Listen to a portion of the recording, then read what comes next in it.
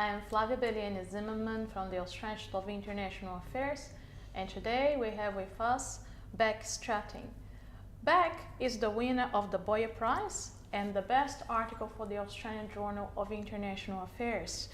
Bec is also presenting at the AIIA World Congress of Political Science in Brisbane.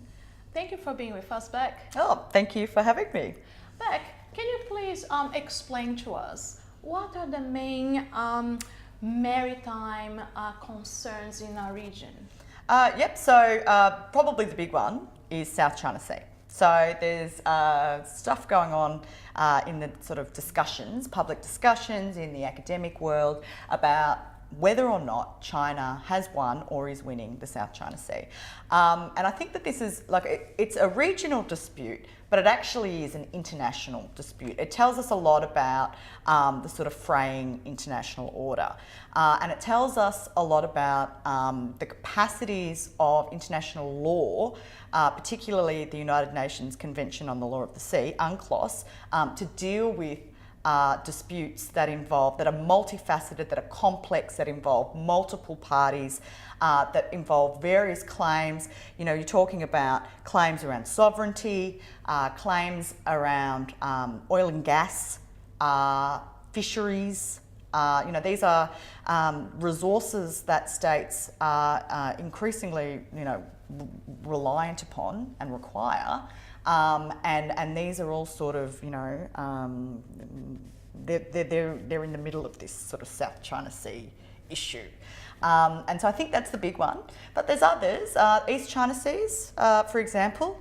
The Dr Takashima dispute between South Korea and Japan tells us a lot about the kind of historical grievances that play a big part in their relationship and how tricky that has been to navigate.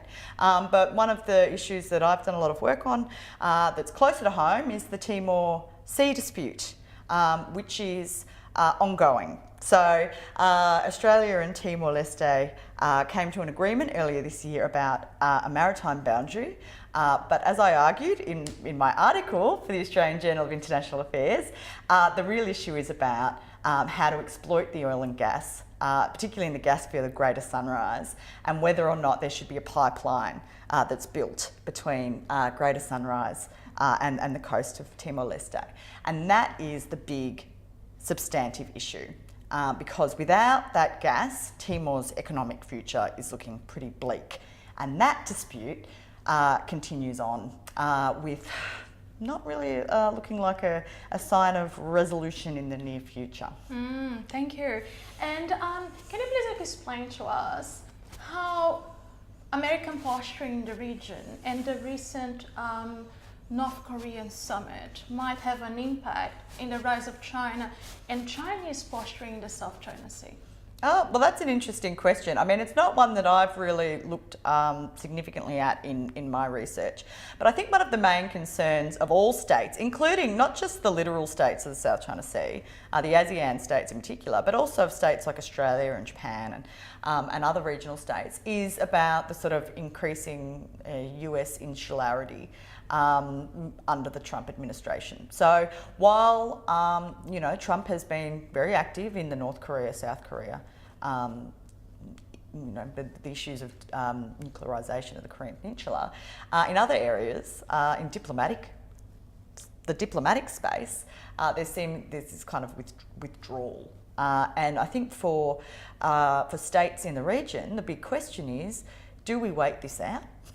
Do we just keep a holding pattern and just keep business as usual and hopefully, Trump will not get re-elected next time and things will return to normal?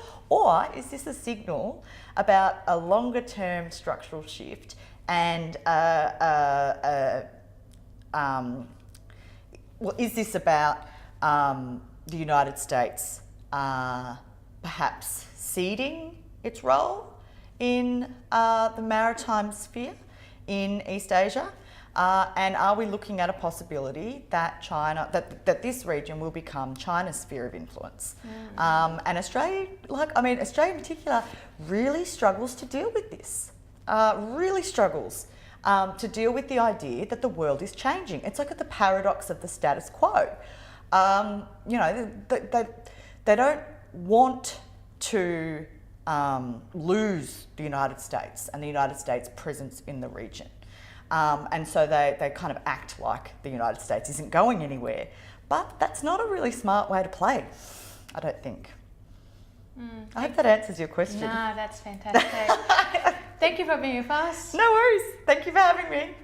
For more information, please visit our website www.internationalaffairs.org.au. Thank you.